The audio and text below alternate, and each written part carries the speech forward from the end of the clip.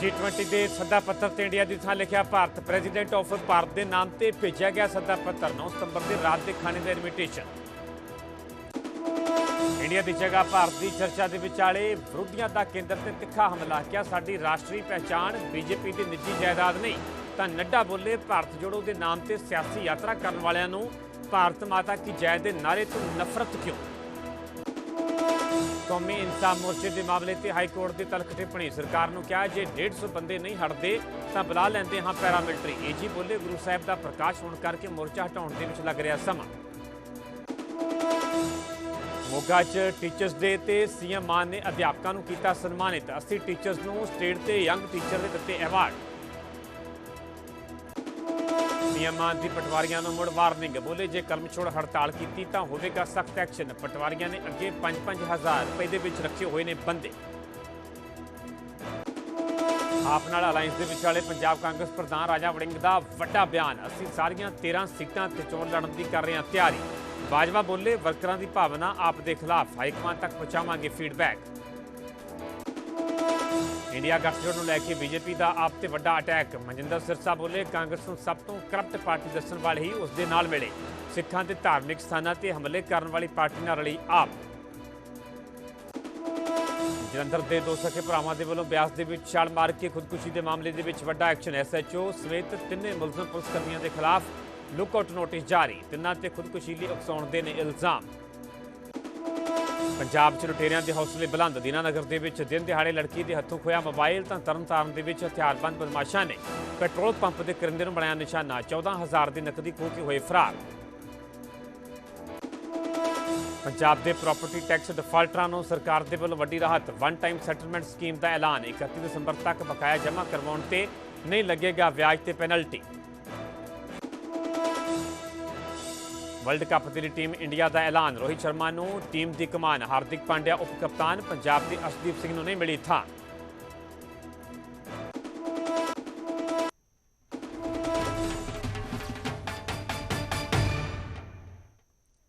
सत श्री अकाल, तुसीं वेख रहे हो न्यूज़ 18 पंजाब हरियाणा। मैं परमिंदर सिंह तेजा सारे दर्शकों का बुलेटिन स्वागत है। शुरुआत करांगे वड्डी खबर तो। गणेश चतुर्थी मौके मता लियांदा जा सकता है केंद्र के वल्लों। सूत्रां के हवाले तो यह वड्डी खबर है। इंडिया तो बदल के भारत करने का जिहड़ा कि मता लियांदा जा सकता है। 18 तरीक को शुरू होना दरअसल संसद का विशेष इजलास। 19 सितंबर को है गणेश चतुर्थी। तो इस दे विचाले ये वड्डी खबर इस दे नाल जुड़ी हुई है। सूत्रां के हवाले तो यह खबर है कि गणेश चतुर्थी मौके केंद्र के वल्लों मता लियांदा जा सकता है। इंडिया तो बदल के भारत करने का जिहड़ा कि देश का नाम रखा जा सकता है, इसनूं लैके मता लियांदा जा सकता है क्योंकि 18 तरीक को संसद का विशेष इजलास शुरू होने जा रहा। पिछले दिन केंद्र सरकार के इस पर वड्डा फैसला लिया गया सीगा। ते जेकर इस पूरे मुद्दे की गल की मते की गल की तो इत्थे यह भी जिक्र करना बनता है क्योंकि जेकर इंडिया की गल की जाए तो इस अजकल इंडिया नाम बहुत चर्चा दे विच है। उसकी वड्डी वजह है कि जिहड़ा विरोधी धिरां दे वल्लों गठजोड़ किया गया है, महागठजोड़ बनाया गया तो उस गठजोड़ को नाम दिता गया इंडिया। इंडिया यानी कि I.N.D.I.A। सीधे तौर पर इस इंडिया को लैके हुण सियासत भी गरमाउंदी हुई नजर आ रही है। तो इस दे विचाले जेकर मते की गल की जाए तो इंडिया तो बदल के भारत करना जिहड़ा कि मता लियांदा जाए तो इस दे विचाले सियासत भी गरमाई हुई है। विरोधियों के वल्लों सीधे तौर पर इस मुद्दे पर केंद्र सरकार को भी घेरिया जा रहा है। पर इस दे विचाले सूत्रों के हवाले तो यह वड्डी खबर है कि गणेश चतुर्थी मौके केंद्र के वल्लों मता लियांदा जा सकता है। इंडिया तो बदल के भारत करने का यह मता है। 18 तरीक को संसद का विशेष इजलास होने जा रहा है। तो इस इजलास के दौरान ही यह मता लियाउण ते किते ना किते विचार चल रहा है, इस पर चर्चा चल रही है क्योंकि 19 सितंबर को गणेश चतुर्थी है। तो इस मौके पर ही भारत सरकार के वल्लों केंद्र सरकार के वल्लों यह मता लियांदा जा सकता है। सूत्रों के हवाले तो दरअसल ये वड्डी खबर है।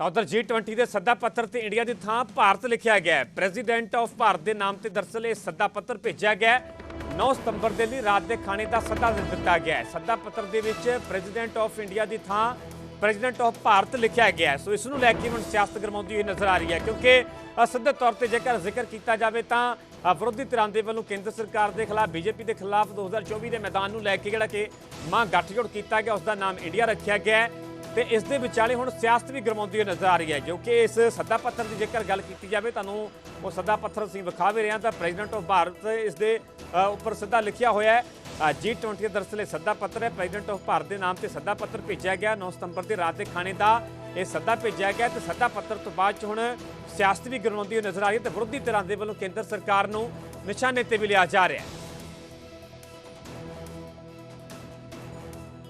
देश का नाम बदलने की जरूरत लगती है तो देश का नाम बदलने की ये तो खूबसूरत सारे जहां से अच्छा हिंदुस्तान हमारा और ना केड़ा देना है भारत ना रखा जा रहा है। ਮੈਨੂੰ ਇਸ ਗੱਲ ਦਾ ਇਲਮ ਨਹੀਂ तो ਤੁਸੀਂ ਸੁਣਿਆ ਹੋਵੇਗਾ ਮੈਨੂੰ ਤੇ ਨਹੀਂ ਭਾਰਤ ਨਾ ਹੈ ਜਾਂ ਹਿੰਦੁਸਤਾਨ ਨਾ ਹੈ ਜਾਂ ਹਿੰਦੁਸਤਾਨ ਹੈ ਉਹ ਇੱਕੋ आइडेंटिटी का ना इको देश मैनू इस गल दा देखिए मेरे को पास कोई आधिकारिक सूचना नहीं है इस बारे में कि ऐसा वो करने जा रहे हैं, लेकिन जैसा आप लोग बता रहे हैं ऐसी उड़ती उड़ती हवा सुनी है। ऐसा क्यों किया जा रहा है? ऐसा कहा जा रहा है इसलिए किया जा रहा है क्योंकि इंडिया नाम का कई सारी पार्टियों का एक अलायंस बना है जिसका नाम इंडिया है। तो अगर किसी पार्टियों का अलायंस इंडिया बन जाता है तो वो देश का नाम बदल देंगे। देश तो 140 करोड़ लोगों का है, किसी एक पार्टी का देश थोड़ी है।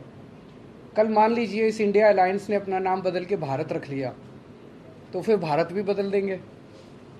फिर क्या भारत का नाम बीजेपी रखेंगे या भारत का नाम फिर क्या रखेंगे? मान लो इंडिया अलायंस ने कल एक मीटिंग करके अपना नाम इंडिया से बदल के भारत रख लिया तो क्या ये फिर भारत का नाम भारत बदल देंगे? ये क्या मजाक है?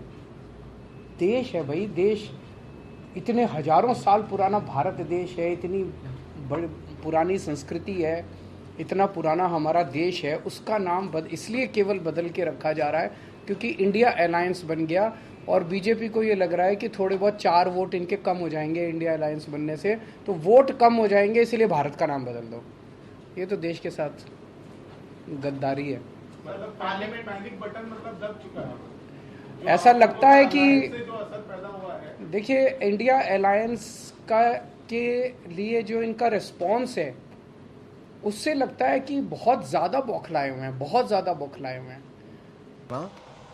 देखो ये किते हिंदुस्तान जे ਆਪਾਂ ਪੁਰਾਤਨ ਤੌਰ ਤੇ ਵੀ ਲਾਈਏ ਇਹਦਾ ਜਿਹੜੇ ਗਣਤੰਤਰ ਜਿਹਨੂੰ ਕਹਿੰਦੇ ਆਪਾਂ ਡੈਮੋਕ੍ਰੇਸੀ ਦਾ ਸ਼ੁਰੂ ਹੋਇਆ ਉਹ ਹੈ ਯੂਨੀਅਨ ਆਫ ਇੰਡੀਆ।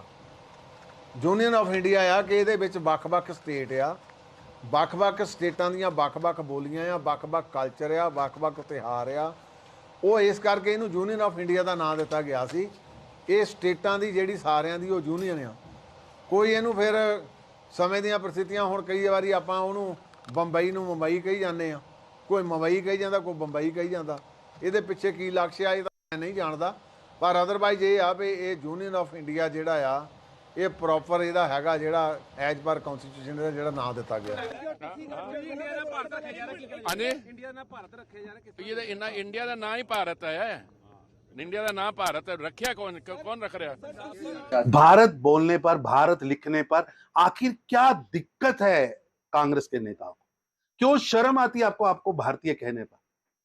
भारत माता की जय कहने पर आपको कभी इतराज है? कभी आप वंदे मातरम गाने पर इतराज करते हो, कभी वंदे मातरम पर इतराज करते हो, कभी राष्ट्रवाद पर इतराज करते हो।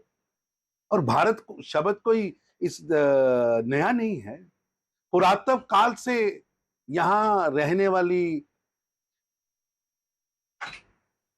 जो लोग हैं वो इस धरती को मां के रूप में पूजते आए हैं। और भारत माता की जय, वंदे मातरम हम सब भारतीयों के डीएनए में है, हमारे खून के रक्त के कण कण में है। आपके हटाने से, आपके विरोध करने से कुछ होने वाला नहीं है। और ये भारत संविधान संगत है, संविधान में इसमें स्पष्ट इस बात का जिक्र है।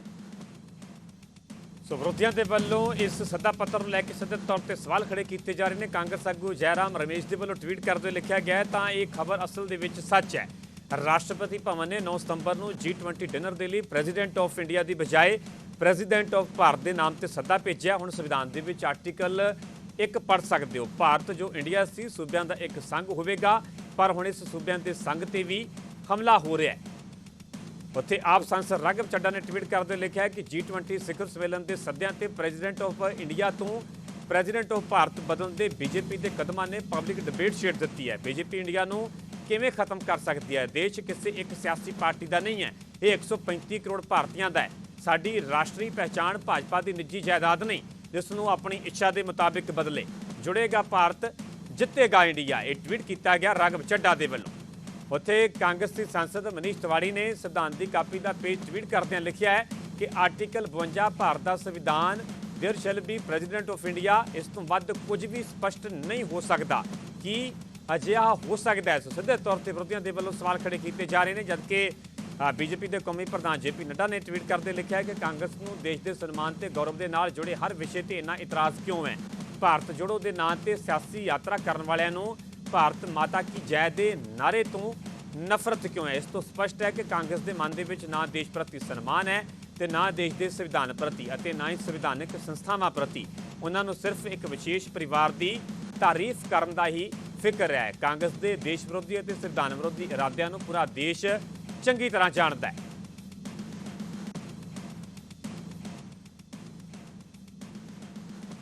रुख करांगे अगली वड्डी खबर दा। कौमी इंसाफ मोर्चे के मामले से हाईकोर्ट के तलख टिप्पणी की गई है। जे 150 बंदे नहीं हटते तो असीं पैरामिलिटरी फोर्स बुला लेंगे। हाईकोर्ट की उन्हें टिप्पणी की गई है। एजी ने हालांकि समा मंगया है।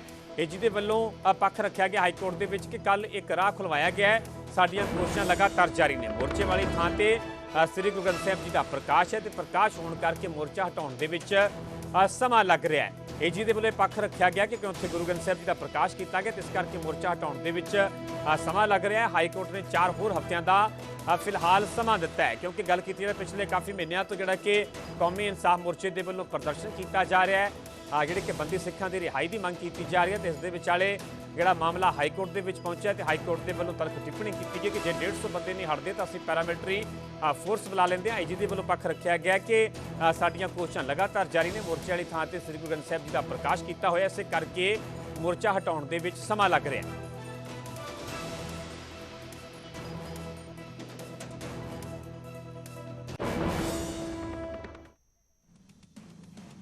तो कौमी इंसाफ मोर्चे ने एक होर रस्ता बंद कर दिता है। वाईपीएस चौंक तो मोहाली सैक्टर 52 जाने वाला रस्ता बंद कर दिता गया। पुलिस से धक्केशाही के इल्जाम लगाए गए हैं। प्रदर्शनकारी बजुर्ग निहंग के नाल धक्केशाही करने के इल्जाम ने। कल वाईपीएस चौंक के विच एक पासे का दरअसल राह खोलिया गया सीगा। चंडीगढ़ तो मोहाली जाने वाला एक पासे का रस्ता खोलिया गया। बंदी सिखां की रिहाई के लिए दरअसल मोर्चा लग्या है, जिथे कि हाईकोर्ट के वलों तलख टिप्पणी की है। दूजे पासे एजी के वलों अपना पक्ष रखा गया कि गुरु ग्रंथ साहिब जी का प्रकाश होने के कारण मोर्चा हटाने के समा लग गया। तो इस विचाले कौमी इंसाफ मोर्चे ने एक होर रस्ता बंद कर दिता है। वाईपीएस चौंक तो मोहाली सैक्टर 52 जाने वाला रस्ता बंद किया गया है तो पुलिस से धक्केशाही के इल्जाम लगाए गए हैं। प्रदर्शनकारी बजुर्ग निहंग के नाल धक्केशाही करने के इल्जाम जिहड़े लगाए गए हैं। कल वाईपीएस चौंक के दरअसल एक पासे का राह खोलिया गया सी। चंडीगढ़ तो मोहाली जाने वाला एक पासे रस्ता खोल दिता गया सी।